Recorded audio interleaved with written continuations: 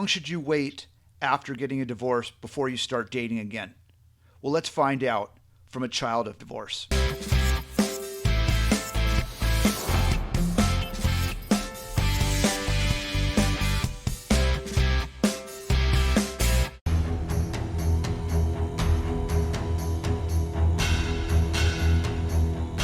Hi, this is Andrew Chase from the Ask Andy Anything channel. And this is episode 9, part 3 of a 3-part series called You Could Learn a Lot from a Child of Divorce. It's also about what does my kid need from me? Because it's so much shock. Like you go through so much shock. Your parents are married, now they're not. Now there's these new kids, these new families. Who knows how many people your parents have been dating and introducing you to? And like kids just feel really helpless in that and they just want a voice. That's all they want. Let me ask a question on that because that's a big one I hear. And of course, this is subjective. How soon should a child be introduced to a new person in their father's life? I mean, like your stepdad. Did you know your stepdad prior to your parents getting divorced? No, he lived in the area, but I never met him before they got like really serious. I think it was different. Meeting my mom or meeting my stepdad through my mom was different than the experience I had with my dad dating. Um my dad just didn't do a really good job of introducing people in like a calm, nice way. Cause kids, it's almost like a really timid puppy. That's how you need to see your kids. Like, who's this new person? Like, I'm scared. I don't know what I'm gonna do with this whole situation. And my dad dated a lot of people, and I hated all of them. I absolutely hated all of them because he didn't do a good job of establishing the validity of the relationship prior to introducing us. It sounds like he would start dating somebody and immediately introduce them to you.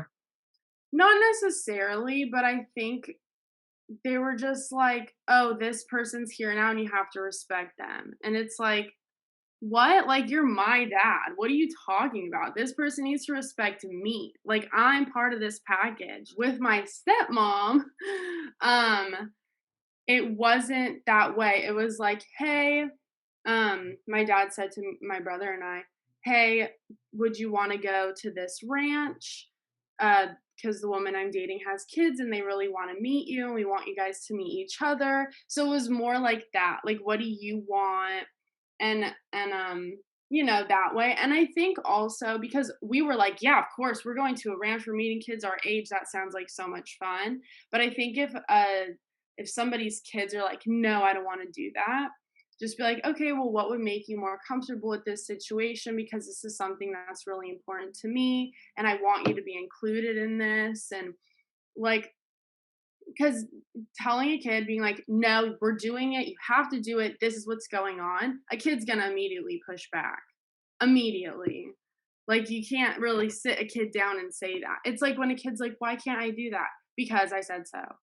When has a kid ever responded well to that? I think that's generational as well because that was, the way my parents always said, there was never an explanation. They would just be exactly that because I said so. But now it's kids have voices. My kids are, two of them are adults and one is pretty close to it. So I'm a Gen Xer. This could be more towards either young Gen Xers or millennials. It just took me so long, and still, I mean, this is work in progress. It is what it was. Things have changed so much. The advice that I'd be giving, I'm hesitant to say mistakes I've made because I see everything that happening as something I had to go through. It would be a learning experience. So getting educated. Something you mentioned earlier when you said that your parents were doing the best they could. They didn't have the tools from their parents, and so every generation it's about getting more tools. Your parents are doing the best they could the way they were raised and the tools they had. And so I'm speaking now to divorced fathers. It's incumbent on us to understand this and then do the best that you can with the tools that you have to give your children better tools to work with so that if the same situation happens, they're able to come through it a lot more smoothly, if that makes sense. I think it's all a learning process. I also don't think that people aren't going to always get it right. Like, especially divorced dads. Like, it's a hard situation to be in. You're never going to always get it right, but it's about forgiving yourself and learning from that experience and just saying, how am I going to wake up tomorrow and make it a little bit better? What lessons did I learn today? And like, it's just, people get so down and out on themselves about they just went through a divorce and now there's this new dynamic that they're trying to navigate. And it's just about listening to your kid. I really do recommend therapy. I really do. But just like talking to people and figuring it out. Like, my dad did not talk to people about this stuff. And if he did, it was his single friends who don't have kids and have never been in a relationship that was longer than a few months. It's like you're not going to get good facts through that, you know? So, Well, that's a really good point you brought up, because a lot of people, I noticed this on the divorce men's different sites, whether it's Reddit or Facebook, is that they're asking questions from these other men. I met this woman and she told me that she's never had a relationship longer than 5 months. This is an exact thing that I most recently read. The people were saying, okay, run, there's something wrong with her, blah, blah, blah, blah.